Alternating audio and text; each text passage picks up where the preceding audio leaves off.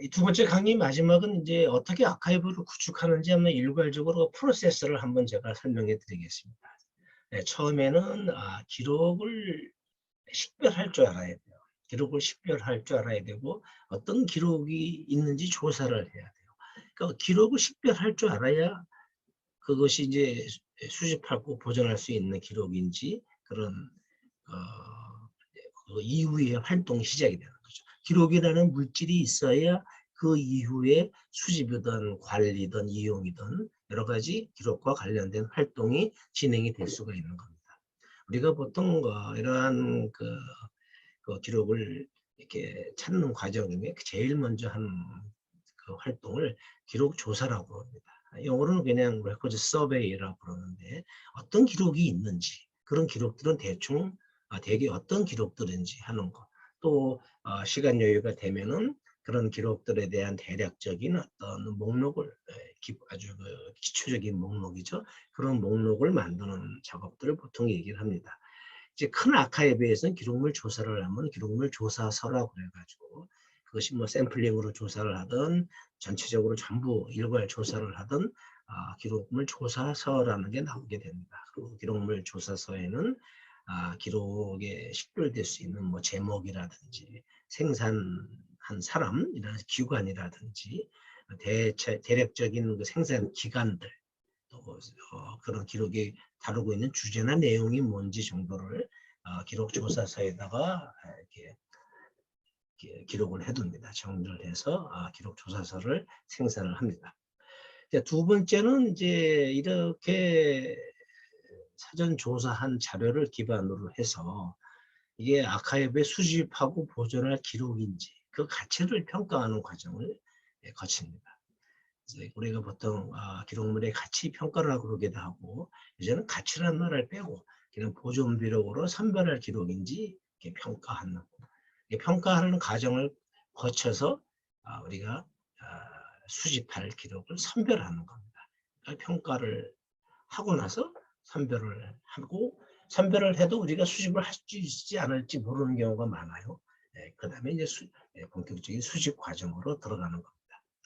여러분이 이미 여러분의 그 개인 집이나 어떤 그 단체 안에 기록을 갖고 있다면은 이제 기록이 이미 수집되어 있는 거죠. 그런데 그런 수집되어 있는 기록은 사실은 평가가 되어 있는 기록이 아닙니다.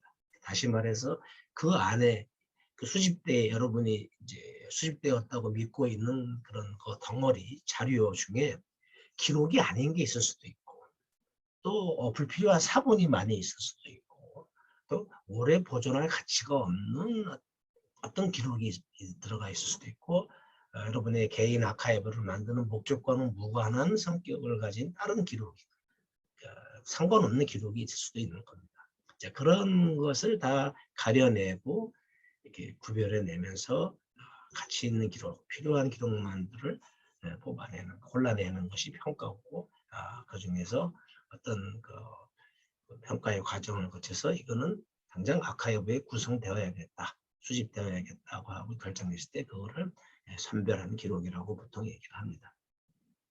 자, 이렇게 평가 선별을 거치게 되면은 기록을 수집해야겠죠.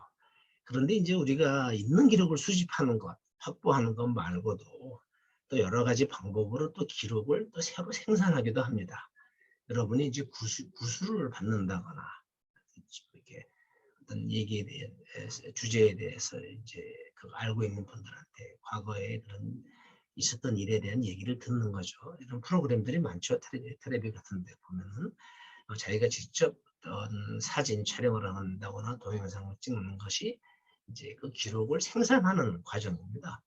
그러니까 이것도 우리가 기록을 수집하는 그런 활동 중에 하나라고 우리가 보통 봅니다. 이게 우리가 얘기할 때는 기록화라고 그랬는데 영어로 다큐멘테이션이라고 그래요. 이 기록을 만드는 것, 생산하는 것도 사실은 기록을 수집하는 활동 중에 하나다. 있는 기록만 수집하는 것이 수집이 아니다.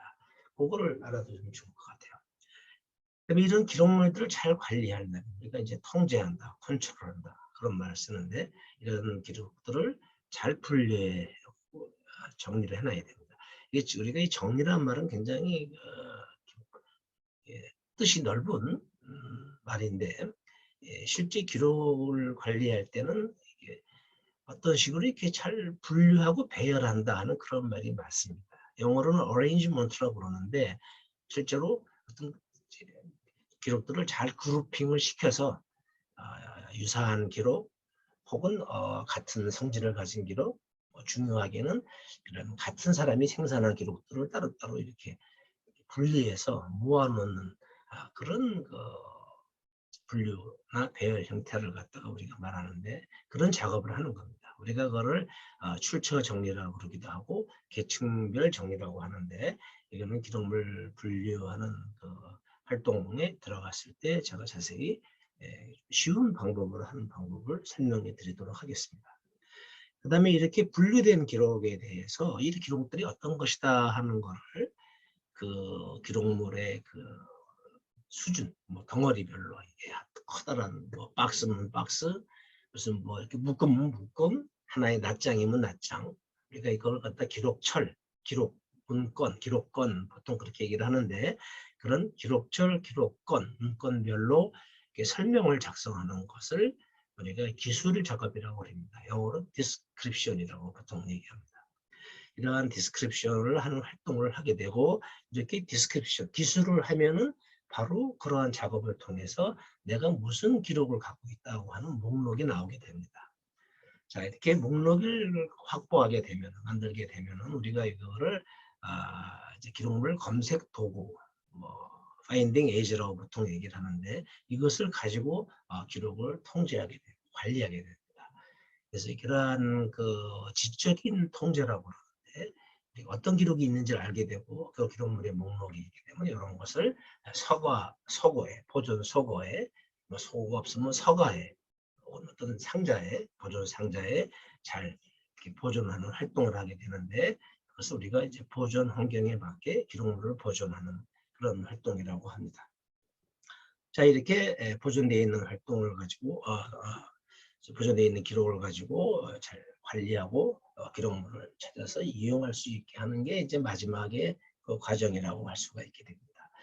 기록물을 이용하는 방식에는 이제 열람을 하는 게 주가 되지만 뭐 복사해서 이렇게 보게 되는 경우 또 어떤 인터넷이나 도서를 만드는데 또 역사 연구를 하는데 컨텐츠로 제작이 되는 경우도 있고 특히 요새 같은 경우는 인터넷이나 블로그에 어떤 스토리텔링을 하기 위해서 기록이 많이 이용이 됩니다.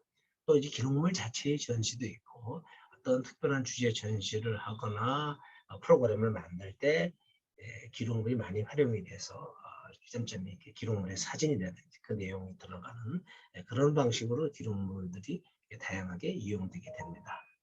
자, 두 번째 강의는 오늘 여기까지 하는 걸로 하겠습니다.